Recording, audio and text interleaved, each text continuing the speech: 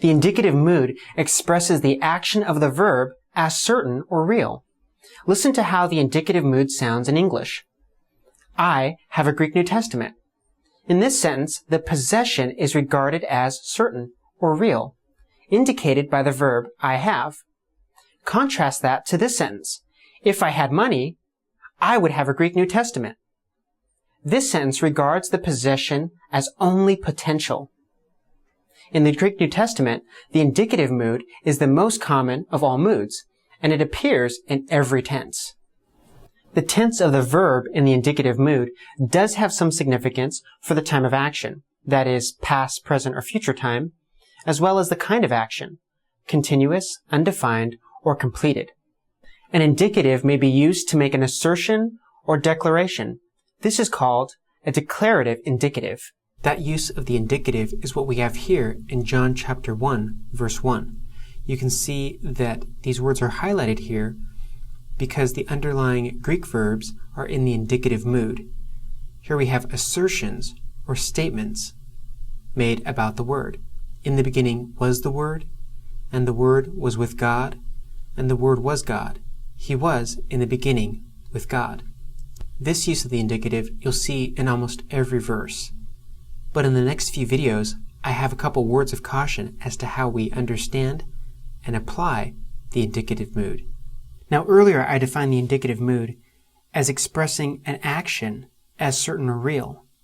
However, it would be a mistake to think that every use of the indicative mood involves a statement that is objectively or factually true.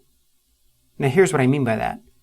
Here we are in John chapter 9, where a blind man is being interrogated by religious leaders after being healed by Jesus. And in response to the healing, the religious leaders have this to say about Jesus. We know that this man is a sinner.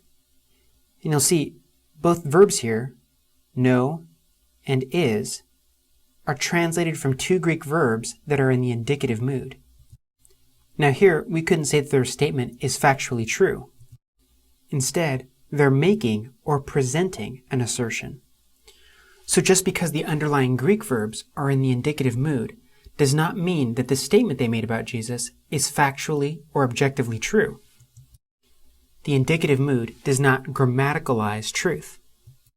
Instead, we should understand the indicative mood as a presentation of certainty. Here's just one more illustration. After Jesus was arrested, Peter was questioned by a servant girl as to whether or not he knew Jesus. Then another servant girl made this assertion about Peter. This man was with Jesus of Nazareth. Peter responded with his own assertion, I do not know the man.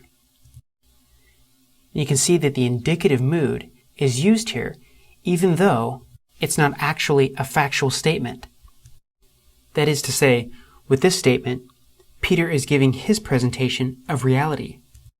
And that's why the indicative mood is used here, even though the statement itself is not true. An indicative may be used to ask a question. This use is called an interrogative indicative. Here's an example of one in Luke 9:18, where Jesus asks, Who do the crowds say that I am? Now, when an indicative is used in a question, it's looking for a response that is declarative in nature. In other words, it's looking for a kind of assertion that a declarative indicative would make. And that's what we have here in verse 19. And they, the disciples, answered, John the Baptist, but others say Elijah, and others that one of the prophets of old has risen.